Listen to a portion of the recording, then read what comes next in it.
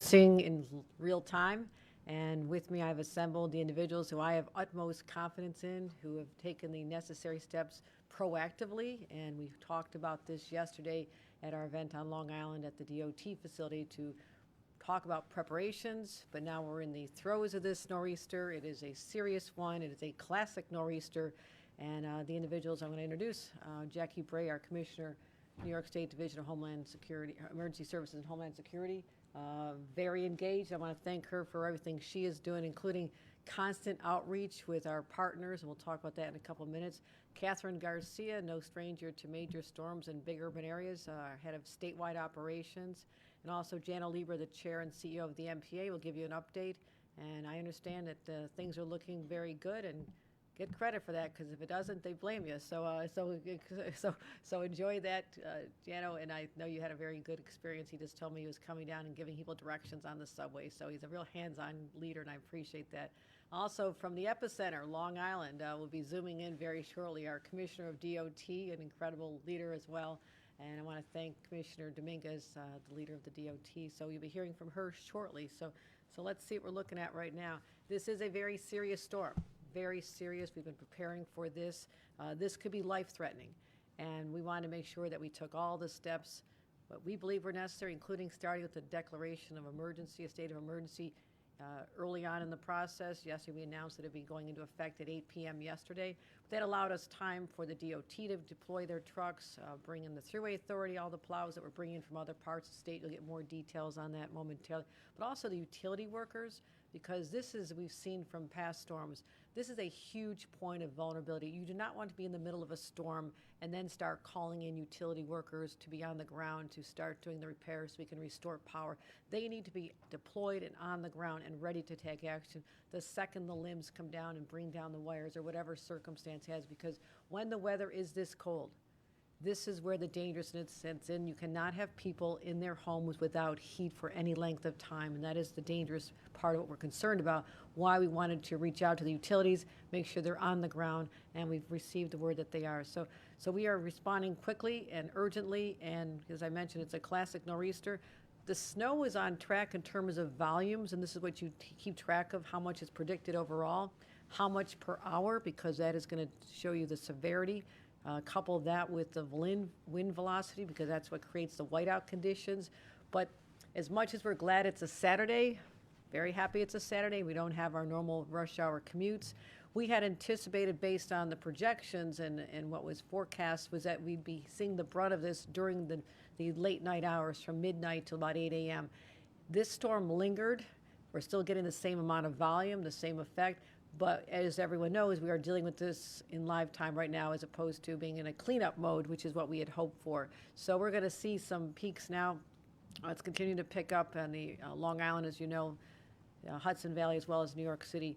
But it's high winds, heavy snow, blizzard conditions, all the elements of a classic nor'easter, and that's what we're dealing with right now. So our latest storm projections show that Nassau and Suffolk are being hit the hardest. As of 9:30 a.m., they had about 7 to 11 inches. That is going to continue to about 6 p.m., and I want to make sure everyone understands this. Even though there might be a little break or you start seeing a little clearing, don't be misled by that. There could be a gust of wind that creates whiteout conditions while you're out in the store running to get that last gallon of milk you wanted to get. Hopefully everybody gets these in advance. This is not a time to be out there shopping. But the good news is that we know the timing of this, and it will abate over the next few hours, next few days for sure, when cleanup starts. So this should not be a sustained storm that, as I've seen in my experience where I lived, where it sits over you for days and days and keeps accumulating, and then it does make it very challenging to go out and get the groceries or whatever you need from the store. So people just need to hold on, just wait a little bit longer, and I will still expect another 5 to 12 inches on Long Island until about 6 o'clock tonight. New York City, a little less, but still, given the density and people parking on the thoroughfares, on the roads, and in the communities, it makes it very complicated for the plows to get out there, and that's why we see problems. But 4 inches so far, another 4 to 7 before. Most of that should start abating around 3 p.m. So that is an earlier termination expected time than we're seeing on Long Island.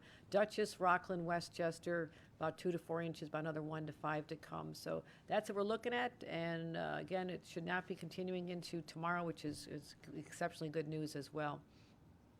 Mentioned all those counties. I've been in touch with all of them, or personally, or left voicemails. My team has been in nonstop communication, particularly on Long Island, to find out what we can do to help you as you deploy your assets, what we can do to be right at your side. And so we've had very good communications.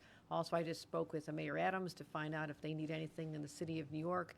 All's good so far. I did offer to give him some snow shoveling tips as well, because it's all about you don't shovel snow with your hands, you shovel with your knees. You need to get down and make sure that you're putting all the weight on your knees and not your lower back, as someone who's deals with that personally, has had to deal with it personally. So I spoke to them. We offer all the support they need, and that's where good collaboration and relationships with our neighboring counties, Nassau, Suffolk, Dutchess, Rockland, Westchester, and the 5 boroughs comes into play. So we're ready to be there for them and advance anything they need. Also, we'll be hearing from Commissioners Bray and Dominguez about getting our roads cleared. This is critically important. Please do your part when you are home. You are safer, but also it's safer for our men and women who are driving the plows. It is a challenge for them to do this. They have limited visibility. They are huge. They have major blades. They have to watch out. They have to have eyes between every part of their body, including looking backwards. They have to be able to see what's going on around them, make sure that no one's in their way. So please do your part. If you have to be on the roads, which we discourage for the next few hours, but if you are there, please watch out for these drivers. They're doing their very best. Everything they're doing is for you and for your safety. So let's help them and don't crowd them as well. So, and again, just keep your eyes open for all these plows. As we're saying, this was posted even before the snow hit. See that? We are so advanced. The picture is that actually grass? That's extraordinary. Even beforehand, we were saying to people, avoid the travel. This was the paramount lesson. And I do believe most people listen. We do see people out on the roads, but we're not seeing the tie-ups and the problems that we've seen, as I mentioned yesterday, as we saw in places like Virginia not that long ago, when people were on a major thoroughfare, 95 jammed up, people literally trapped in their vehicles. And this has happened not just in Virginia, it's happened all across our state when people do not have the warnings and listen to the advice to stay home. So I want to thank New Yorkers who sacrificed their travel and have stayed home, and it's a good time to just hang out. So that's another whole topic. We can get into that later, but I still want to say it's still very dangerous out there. These are dangerous weather conditions, and that's why we're reminding people to avoid travel at all costs. Some of our travel tips, as I mentioned, shoveling, you're talking to the expert now. This is something I've done all my life, especially when we were little kids, and my parents would say, when you're done doing our own driveway, go next door and do the elderly neighbors, and then when they're done, go do the other neighbors. So I would spend, it seems like my entire childhood during the winter months out there shoveling to help out neighbors, and I'm encouraging young, healthy people and everybody else to look out for your neighbors. Go to their houses, just do it with a smile on your face, and they'll be so grateful. And it's good to get some fresh air if you're younger. If you're a little bit older, I've had actually a neighbor who had a heart attack shoveling the snow, so be very careful. There is a risk of overexertion for people that are not accustomed to doing it, and we're not that accustomed here in downstate. I know that. So there is a risk of heart attack. So if you feel chest pain, stop, get some help immediately, and that is what we've seen as a consequence sometimes when people are out there exerting themselves, shoveling snow. Again, watch out for your backs. Shovel bending your knees. It's the best way to do it. Also, if you have to drive, this should be in your vehicle all winter long, but if you've not taken these steps, take a look what we think you should have: the water, the snacks, the spare tire, the jumper cables, food, fully charged cell phone. Yes, how about that? Making sure that you're ready to call for help if necessary.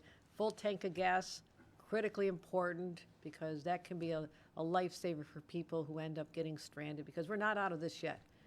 We warned about this yesterday. We're in the throes of the most serious, dangerous part as we speak. We want to make sure everyone understands that. And if you have to pull over, your car breaks down, you have to pull over, stay in your vehicle. There are cases of individuals leaving their vehicles. Other cars, motorists don't see them because of the blinding conditions, and that is very dangerous as well. So make sure you're ready. Even keep that bag of kitty litter or sand in your trunk. I've used that before. You put it under their tires. If you're stuck, you back and forth. I can give a whole tutorial on this, and we won't take the time now, but this is something I know very much. If you're at home, we want you at home, but you are also, for now, the next few hours, we're keeping an eye on whether or not there's any power lines coming down that could result in the stoppage of your power coming through, which means the lights go out and the power goes out and it gets cold quickly. So make sure all your flashlights have batteries. Check in on your neighbors. And again, while you're home, enjoy the time. I can give more recommendations on my favorite digital content. I forgot to say yesterday, I also love Ted Lasso, if anybody wants recommendations on fun things to watch. But again, I know we spent a lot of time with our families during the pandemic and had that special bonding, and now you want to get back to that feeling of being together with your kids and your family members. So just, take the time, enjoy, watch some football, do some cooking, but just please stay off the roads because it makes it so much easier for all of us involved in the cleanup. So let's make sure everyone's safe. And again, if you are outside, and I've seen a lot of people out there jogging around, not personally, but on television, jogging around Central Park and being out there, and that's fine. People dressed really warm. And I did hear one gentleman say, he was up from Virginia, saying how great it was that he had to wear a mask because it kept his face warmer. So just an observation there. But hypothermia can set in. It's real, especially even temperatures as high as 40 degrees if you're wet. Or sweaty from shoveling. So be aware of the symptoms: confusion, shivering, difficulty speaking, and all of a sudden you say, it's not safe out here. So please be aware of this as well. As for your kids too, if you let the kids go out and play, make sure they're dressed super warm, that they stay closed so they can come in. But it's probably not the best day to do that. I would recommend that play occur in the next couple of days, but this is not the time to be outdoors at all.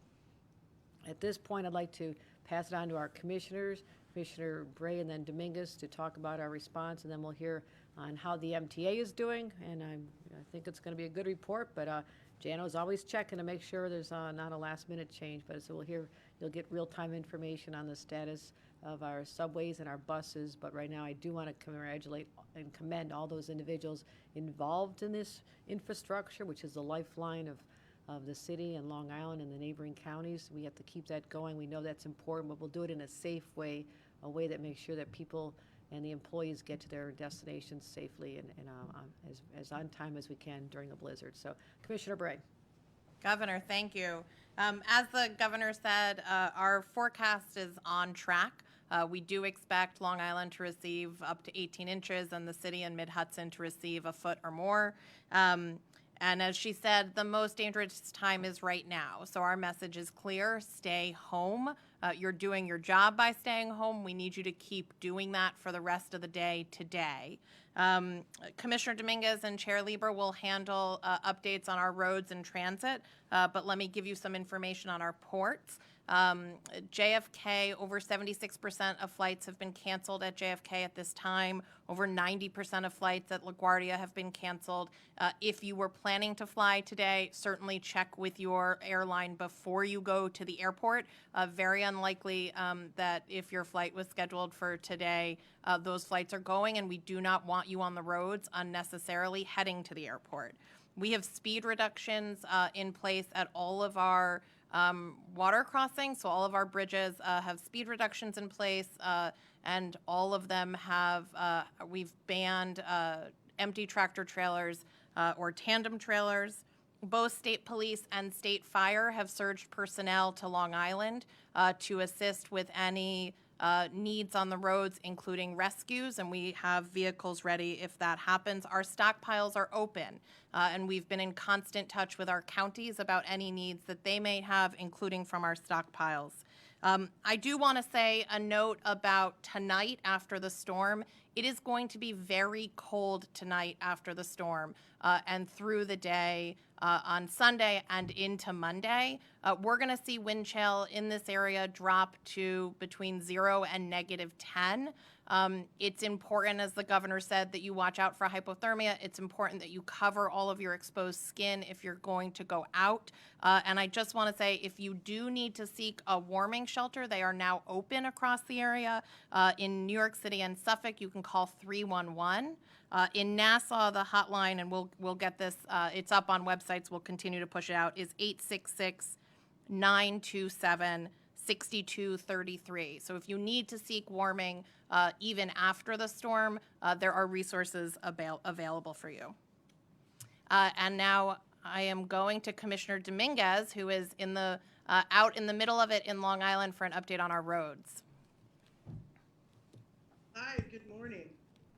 Thank you so much, Governor. Thank you, Commissioner Bray. Indeed, I'm out on Long Island here at our command center, where literally we've got eyes on all the roadways across the island, but not just here in Long Island. We're also, DOT has eyes on all of our roadways and working to clear those roadways safely as soon and as quickly as possible. Our forces have been out through the night, working around the clock 24/7. We're out in full force. We've got about 450 operators and supervisors out combating this storm. So far, things are going well. We've got about 250 DOT plow trucks that are on the road. They're not just treating the road, they're literally clearing ice and snow. I want to remind folks that we've got a 45-mile-an-hour restriction and advisory in place on the Long Island Expressway in particular, and all of the parkways across Long Island. We want to make sure people are going the appropriate speeds and literally be safe, be aware, know that there are folks that are out there, in particular our plow drivers who are trying to do their job. And if you get in their way, just keep in mind that the plow is very large, very big, and you want to make sure that you give the plow driver enough room to actually operate. They're out there for your safety. And as the governor said, don't crowd the plow. Let them do their job so that they can clear the roadways and make us all safe. Just in terms of preparation, the governor referred to this, but the bottom line is that New York State DOT, we repositioned a number of assets, including over 100 personnel from upstate New York down to Lower Hudson Valley, and certainly here in Long Island, where we have made sure that we've got folks out ready to not only they're plowing the roads, clearing trees, doing whatever we need to do to make sure all the technology, signal technology, et cetera, is up and operating. We still have a lot of work to do. I encourage people to please stay home.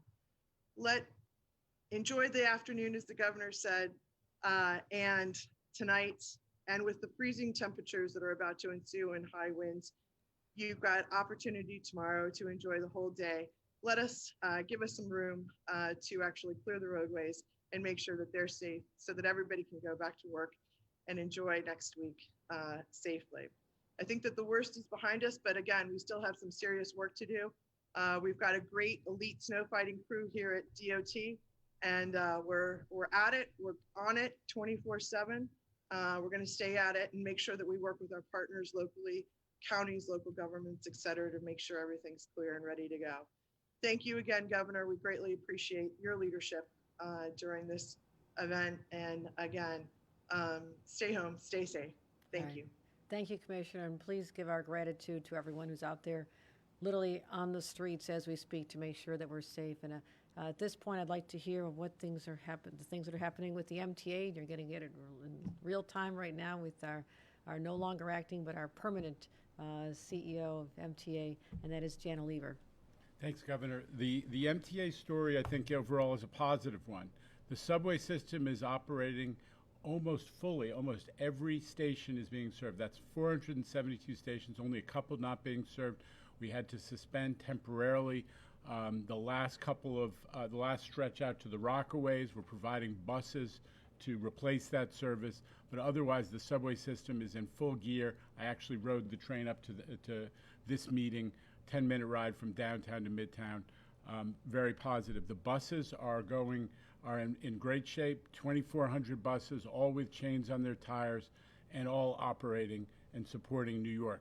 The commuter railroads, tale of two different stories. Long Island, we planned and we messaged with the governor's leadership that the Long Island Railroad would be shut down today, starting at 8 a.m., and it remains shut down. It's going to come back on tomorrow, but the planning for that resumption of service will depend, the exact timing of the resumption of service is going to depend on when the storm abates. So we're going to set that as soon as we can after the snow stops, but we are very focused on making sure, and we will have full service for the Long Island Railroad on Monday morning.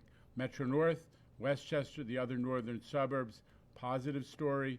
Hourly service on all three branches. The only suspensions are on the Harlem line, southeast to Passaic, the northern end, and the 3 branches in Connecticut. But otherwise, all 3 lines, New Haven, Harlem, Hudson, are getting hourly service on Metro North. And just a big shout out to the MTA workforce who came in, extra people came in to make sure that we were prepared and that we could manage through. That's all paying off. And a special shout out to Department of Sanitation of the city. They're keeping the roads clear for the buses, and it's making it possible for bus service to be great.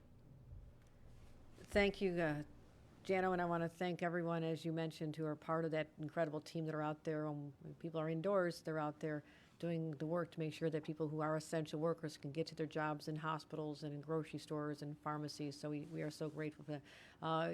Director of State Operations, Catherine Garcia, anything to add, or how was your commute in today? My commute in today was fine.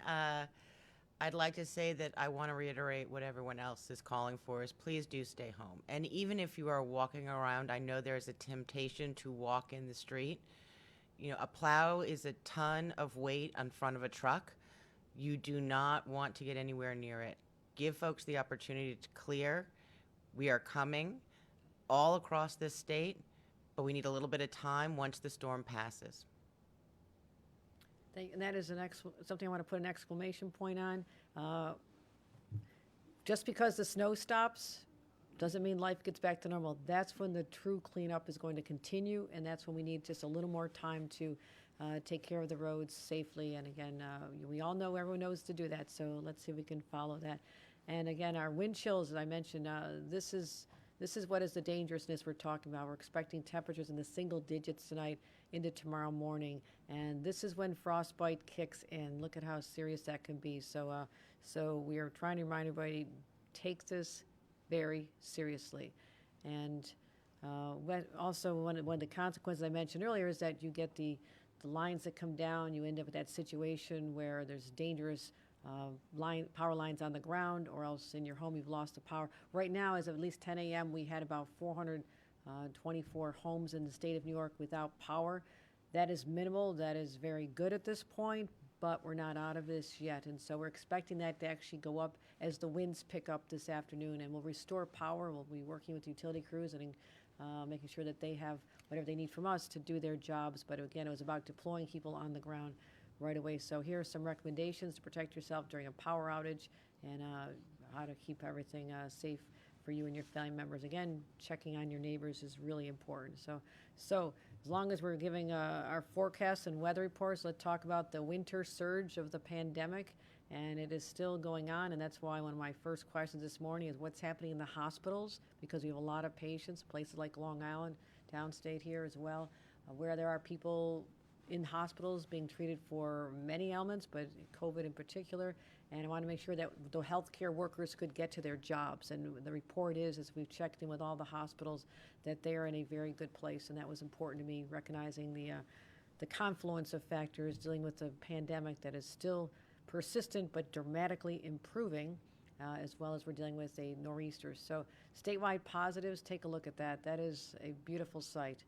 Down from 90,000 cases just earlier this month, and now down to 12,000 cases, which again, a few months ago we would have thought was incredibly high, but put in the perspective of what we just came through.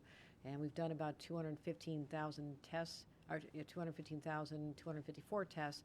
But what you've seen in those positives is an 86% drop in 3 weeks. That is fantastic news. And our hospitalizations have dropped about 39% in just 2.5 weeks. And we've just lost, more people down. Another 500 have been discharged from the hospitals over the last 24 hours. And again, our single-day positivity, 5.73%. And so we are absolutely trending in the place we've been wanting to get to for so long. And if we continue with that, statewide, our 7-day average is always going to be a little bit higher, but that's about 7%. New York City, 5%. Long Island, 8.6%. And we still have lost a number of our fellow New Yorkers, 125 individuals. And so, again, that is, put that in perspective. Just a couple months ago, we were talking about, still people passing away because of the pandemic, but it was 22, 24, 25. So this is, again, we talk about a lagging indicator.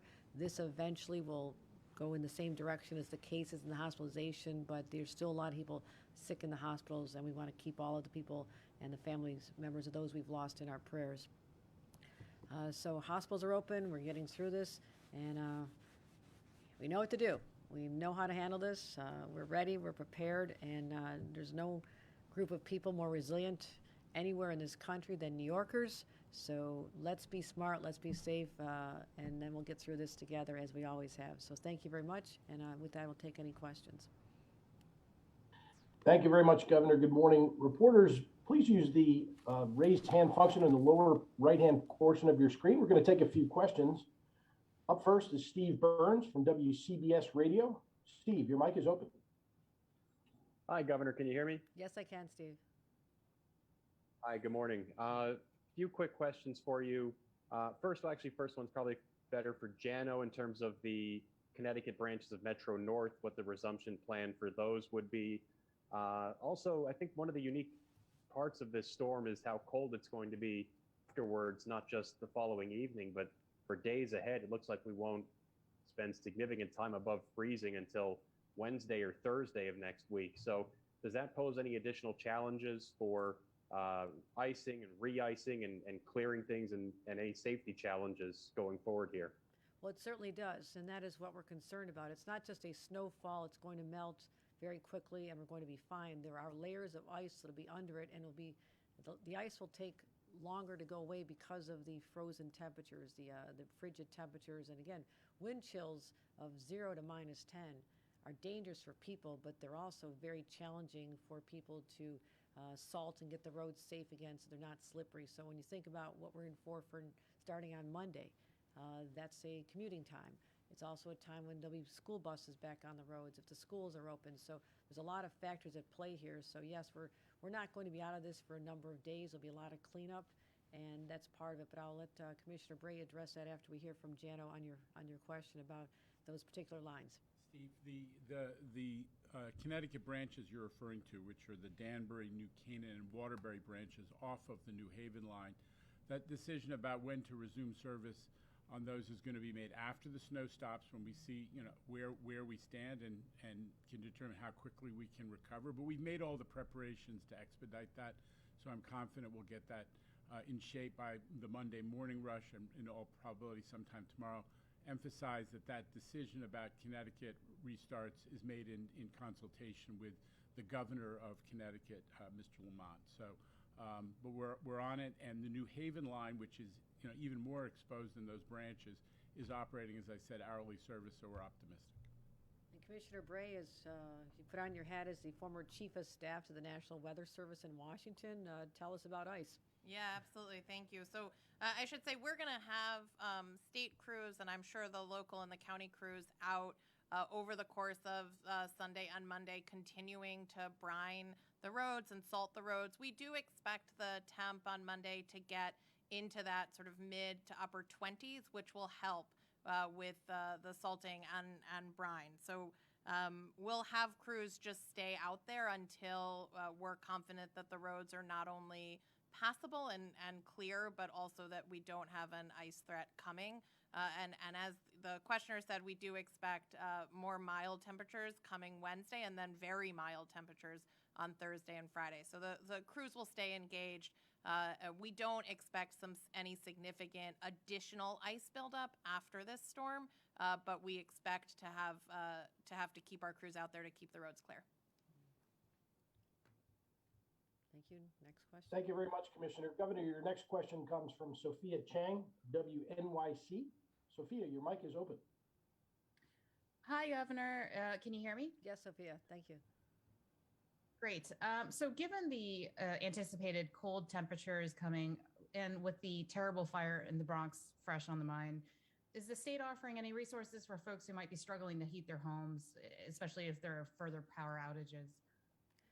That's a very good question. I'll ask Catherine Garcia to address what resources are available for those individuals.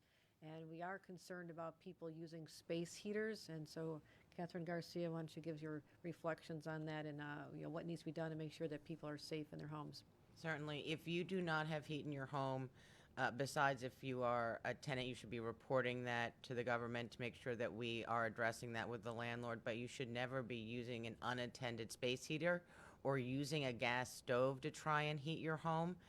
There are warming centers available, both within the city as well as the counties where you can go and stay warm.